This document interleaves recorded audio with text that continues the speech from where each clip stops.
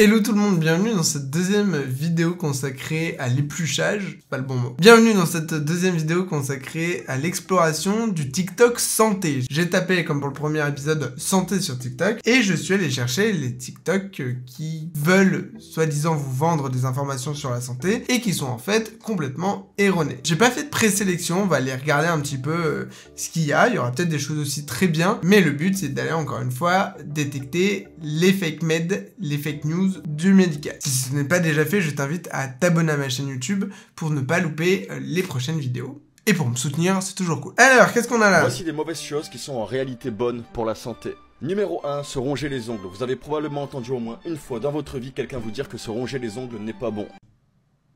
Oui. Effectivement, ne serait-ce que pour les dents. Vous allez voir que si jamais vous rongez les ongles, vous allez finir par avoir une usure des dents. Même moi, j'ai tendance à me ronger les ongles, je l'avoue. Mais j'ai une dent qui commence à avoir des petites marques liées à l'usure du rongeage des ongles. Je sais pas si ça se dit rongement, rongeage.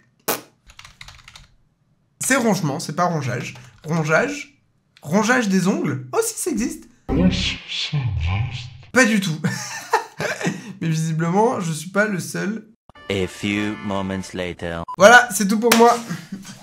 Mais en réalité, lorsque vous rongez vos ongles, vous ingérez des petites bactéries qui sont présentes sous vos ongles, ce qui augmente les globules blancs dans votre corps et qui augmente également votre... Dégueulasse! En fait, on ingère des trucs qui sont dégueulasses en dessous de nos ongles et c'est censé booster notre système immunitaire, je pense que c'est ça qu'il va dire. Système immunitaire. Il l'a dit. Alors non. Vous rongez les ongles si c'est une habitude, c'est pas une très bonne habitude. Je vais pas vous dire quoi faire, je vais pas vous dire d'arrêter, je vais pas vous dire de continuer. Et je vais certainement pas vous dire de continuer non plus.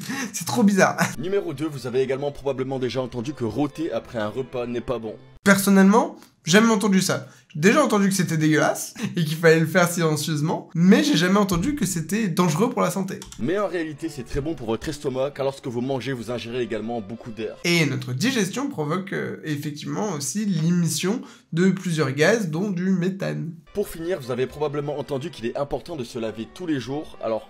C'est vrai que c'est important, mais c'est pas totalement le cas. J'aime bien parce qu'à chaque fois, dans leur TikTok, ils disent « Alors, c'est vrai, mais c'est pas vrai. » Se laver tous les jours agresserait la barrière naturelle de la peau. Il est recommandé plutôt de se laver une fois tous les 2 jours. J'ai pas la réponse à cette question, je n'en sais rien. J'ai déjà entendu parler de ça, mais j'ai pas du tout vérifié. Et j'ai vraiment la flemme d'aller faire de la biblio sur la fréquence recommandée par les sociétés de dermatologie pour le nombre de douches. Oh, professeur Joyeux! Professeur Joyeux, aka le plus grand médecin complotiste au monde. Un des plus grands, il ne détient pas la première place, bien évidemment. Le jaune d'œuf liquide, c'est-à-dire l'œuf à la coque qui nous rappelle notre enfance, il n'y a pas mieux pour la santé. Il devrait y avoir ça dans toutes les maisons de retraite. C'est pas l'œuf dur, c'est l'œuf à la coque. Mais si vous expliquez le pourquoi, parce que le jaune d'œuf, quand il est liquide, il a toutes ses qualités nutritionnelles. Dès que vous le faites trop cuire, vous fusillez les bonnes...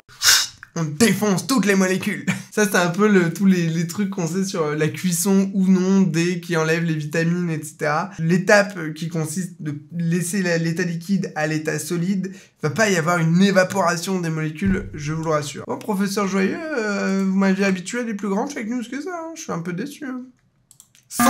Oh. Ça a attiré l'œil. Non, je suis pas concerné, mais... C'était le rouge.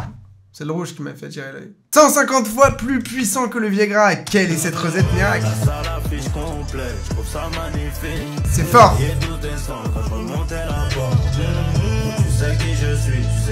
Attends, j'avais pas lu.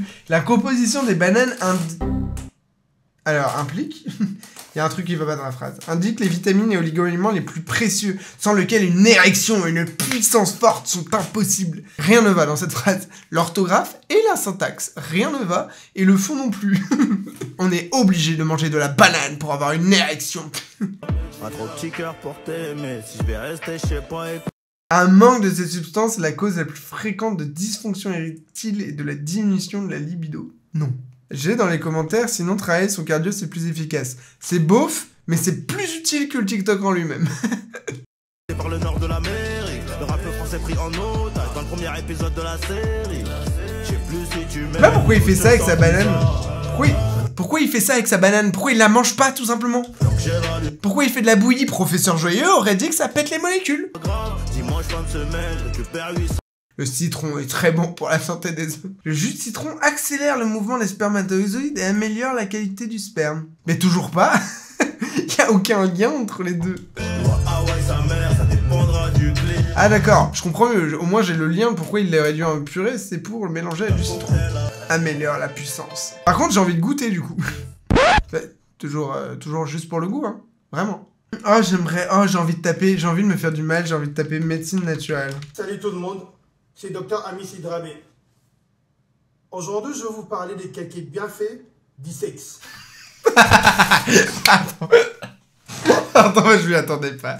Tom, j'ai une vidéo pour toi. Lorsqu'une personne a une activité sexuelle très active, a plus de chances de vivre plus de 70 ans. Deuxièmement, lorsqu'une vie sexuelle est épanouie, cela se voit de l'extérieur. Cela signifie qu'il bosse d'abord la féminité chez la femme et la virilité chez l'homme. Les sexes luttent contre les maladies cardiovasculaires. Les sexes réduisent l'hypertension artérielle. Messieurs et dames, faites les rapports sexuels tant que vous pouvez. C'est très important. J'aimerais bien avoir son avis sur, du coup, la sexualité, genre... Et je vais lui envoyer un message. Ouais, je pense, ouais. Vous souhaitez prendre en main votre santé efficacement et naturellement, vous êtes sur le bon compte. Tous les conseils que j'ai donnés autour de moi et qui ont fonctionné, je vous les partage. Ça déjà, des vidéos comme ça, je viens d'en regarder une dizaine de mes astuces ont marché. Ça c'est quelque chose du coup qui de principe n'est pas scientifique parce que quand on met un médicament en vente sur le marché ou quand on met un protocole de thérapie en place chez quelqu'un, c'est qu'on a fait des études poussées sur un échantillon plus ou moins important de personnes pour déterminer l'efficacité de la méthode ou de la molécule. En l'occurrence, ce n'est pas en donnant des conseils à quelques personnes qu'on va avoir quelque chose de scientifiquement prouvé puisqu'on ne va pas éliminer le placebo.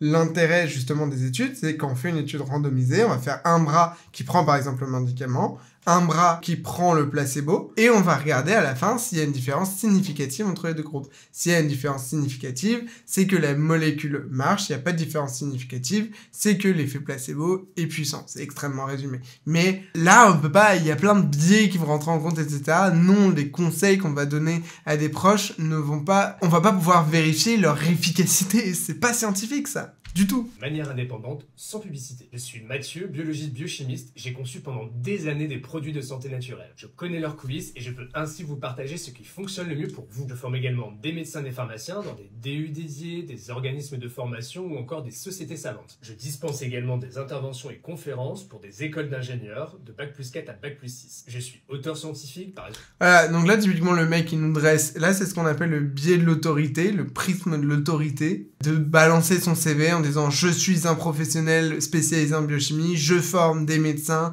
je réalise des diplômes universitaires.